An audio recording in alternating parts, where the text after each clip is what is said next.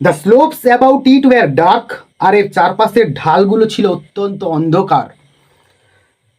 With pine trees, আর যেগুলো পুরোটাই pine গাছে ভর্তি ছিল কিংবা পাইন গাছে আচ্ছন্ন ছিল।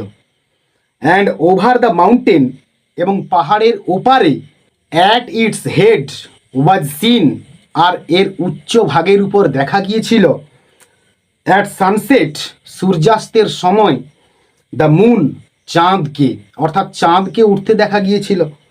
নট ইয়েট ফুল, অর্থাৎ চাঁদটা তখনও পূর্ণতা পায়নি।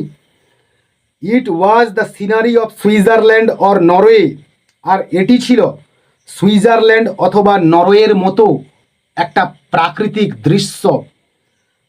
অ্যাট দেয়ার জেন্টলেস্ট অ্যান্ড লাভলিয়েস্ট, সবচেয়ে কোমল এবং সবথেকে সুন্দরতম।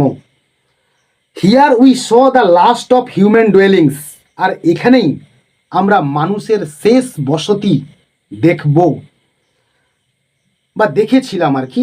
ইনফ্যাক্ট আ ব্রিজ, একটি সেতু, আ ফার্ম হাউস, একটি খামার বাড়ি, উইথ ইটস প্লাউড ফিল্ডস, এবং চাষের জমি সমেত কিংবা কর্ষণ করা জমি সমেত, and a few seater huts, এবং বেশ কয়েকটি মেষ পালকের কুঁড়ে ঘর আমরা সেখানে দেখতে পেয়েছিলাম।